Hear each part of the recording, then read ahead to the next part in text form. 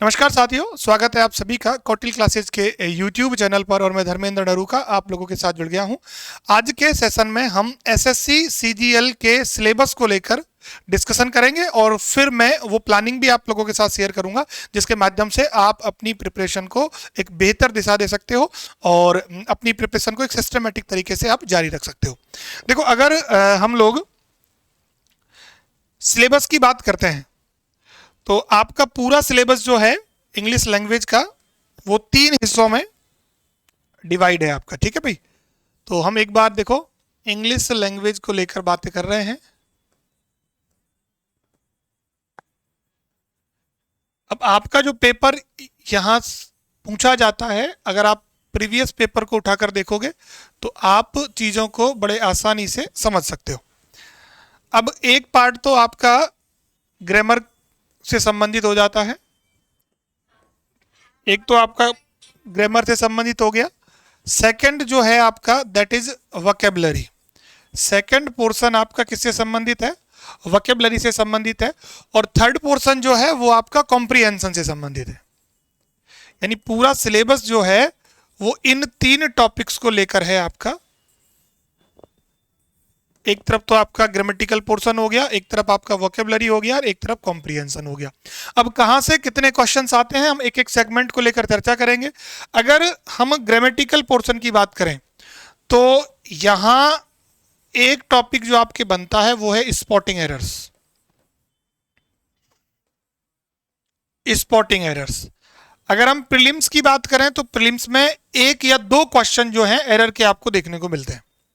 लेकिन spotting error को पढ़ने के लिए आपको पार्ट्स ऑफ स्पीच का नॉलेज होना चाहिए। यानी आप एक तरीके से माने तो पूरी ग्रामर जो है वो आपको इसमें आनी चाहिए, तब जाकर ही आप जो स्पॉटिंग एरर्स हैं, जो आपकी एरर्स हैं, उनको सॉल्व कर पाते हो। क्योंकि आपको इसमें नाउन का नॉलेज भी चाहिए, आपको प्रोनाउन का भी चाहिए, एडजेक्टिव का चाहिए, एडवर्ब का चाहिए, वर्ब का, प्रपोजिशन का, कंजंक्शन का, बाकी और जो छोटी छोटी चीजें हैं वो तमाम आपको यहाँ पर आनी चाहिए।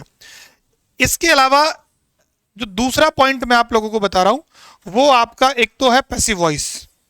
ठीक है, पैसिव और नरेशन, ये 2 पॉइंट काफी इंपॉर्टेंट है आपके। ठीक है, क्योंकि यहां से अगर आप प्रीलिम्स की बात करोगे तो 3 से 4 क्वेश्चन जो है वो आसानी से डिजाइन हो जाते हैं।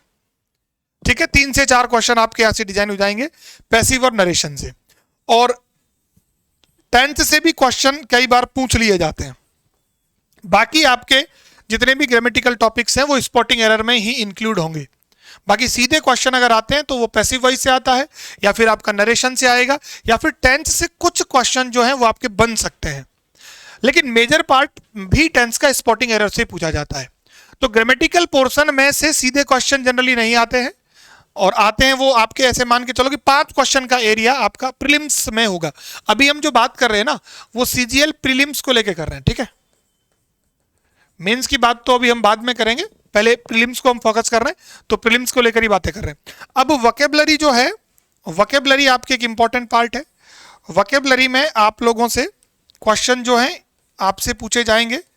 सिनोनिम और एंटोनिम, इन 2 टॉपिक से क्वेश्चन पूछे जाएंगे। अब इन 2 टॉपिक से आप मोटे तौर पे अगर माने तो आपके 5 क्वेश्चन, 5 या 6 क्वेश्चन अप्रोक्सीमेटली बन जाते हैं। 2 या 3 क्वेश्चन वो एंटोनिम्स के पूछ लेगा, 2 या 3 क्वेश्चन वो सिनोनिम के पूछ लेगा। इसके अलावा 1 या 2 क्वेश्चन आपको 1 वर्ड सब्स्टिट्यूशन के पूछे जाते हैं। 2 क्वेश्चन में लिख देता हूं अभी। ठीक है, इसके अलावा 1 या 2 क्वेश्चन आपके फ्रेजल वर्ब से आएगा, फ्रेजल वर्ब से आएगा 1 या 2 क्वेश्चन। ईडियम से भी 1 या 2 क्वेश्चन आपके बन जाते हैं। ईडियम से भी आपके 1 या 2 क्वेश्चन बन जाते हैं। और एक आपका है करेक्ट स्पेल्ड और मिस स्पेल्ड, इससे भी क्वेश्चन जो है 2 आपके बनते हैं। तो 5, 2, 7, 2, 9 है ना, 2, 11 और 13, मतलब 10 से 13 के बीच में क्वेश्चन जो है वोकैबुलरी के आपके यहां से बनेंगे। तो 10 क्वेश्चन यहां से मान लो, 10 और 5 क्वेश्चन यहां से, तो 15 क्वेश्चन आपके यहां से हो गए। अब इसमें देखो 1, 2, 3, 4, 5 और 6 टॉपिक हो गए आपके। अब इसके अलावा कॉम्प्रिहेंशन की हम बात करते हैं तो कॉम्प्रिहेंशन आपका इंपॉर्टेंट टॉपिक होता है, चाहे प्रीलिम्स की बात करें चाहे मेंस की बात करें। मेंस के अंदर तो एक बड़ा एरिया जो है कॉम्प्रिहेंशन का होता है। अब प्रीलिम्स में जनरली आपको या तो क्लोज टेस्ट जो है वो दे दिया जाएगा, अब अगर क्लोज टेस्ट आया ना तो सीधे सीधे 5 क्वेश्चन बन जाएंगे। और पैराजंबल जो है PQRS के क्वेश्चन आपके 2 भी आ सकते हैं, 3 भी आ सकते हैं। तो एक आपके क्या आता है PQRS, जिसे आप पैराजंबल भी कहते हो। क्या कहते हो? पैराजंबल भी कहते हो। अब ये दोनों भी आ जाते हैं कई बार, 5 क्लोज टेस्ट के पूछ लेता है, कुछ आपके 2-3 क्वेश्चन पैराजंबल के पूछ लेता है, और एक आपका है रीडिंग कॉम्प्रिहेंशन।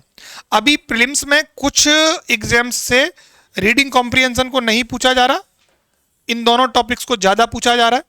और एक इसमें टॉपिक बनता है सेंटेंस इंप्रूवमेंट। सेंटेंस इंप्रूवमेंट अगर आप पेपर देखते हो तो आपको कुछ लेटर्स को बोल्ड कर दिया जाता है और अंडरलाइन देके पूछा जाता है कि क्या इसको आप रिप्लेस कर सकते हो, नहीं है तो फिर नो रिक्वायरमेंट जो है वो उसमें लास्ट में ऑप्शन दिया होता है, नो इंप्रूवमेंट का ऑप्शन जो है आपको दिया जाता है। तो आपके देखो कॉम्प्रीहेंशन से आपके 10 क्वेश्चन बन जाएंगे, 10 क्वेश्चन आपके वोकैबुलरी से बन जाएंगे, और 5 क्वेश्चन आपके कहां से बनते हैं? ग्रामर से बनते हैं। लेकिन कॉम्प्रीहेंशन को अगर आपको सही से करना है तो आपका ये दोनों पार्ट जो है ना ये अच्छे से मजबूत होने चाहिए।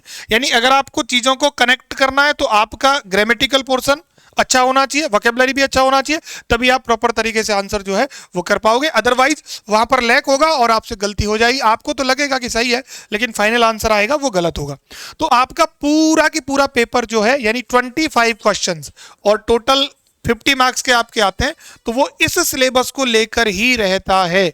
अब इसी का ही जो ब्रॉडर वर्जन है वो आपका मेंस में देखने को मिलता है। टॉपिक्स तो करीब करीब यही रहते हैं लेकिन संख्या बढ़ जाती है। जब 45 क्वेश्चंस आएंगे तो एरर्स की संख्या जैसे 10 हो जाएगी, ठीक है, इधर संख्या बढ़ जाएगी, इधर भी संख्या बढ़ जाएगी, और उसके लिए तो हम एक अलग से वीडियो पर डिस्कशन करेंगे जिसमें हम SSC CGL के मेंस को लेकर चर्चा करेंगे, क्योंकि सिलेबस भी बड़ा है थोड़ा सा और एग्जाम में नंबर ऑफ क्वेश्चंस भी ज्यादा आते हैं तो उससे काम चलेगा नहीं। तो ये आपका सिलेबस है। अब इसको लेकर आप लोगों के लिए हम YouTube पर क्लासेस आप लोगों को प्रोवाइड करवाएंगे, जिनके माध्यम से आपके सारे टॉपिक्स जो हैं वो एक एक करके क्लियर होते रहेंगे। तो ये एक छोटा सा सेशन था आप लोगों के लिए, बाकी आप लोगों से चर्चा यूं ही जारी रहेगी। मिलते हैं नेक्स्ट सेशन में। Thank you.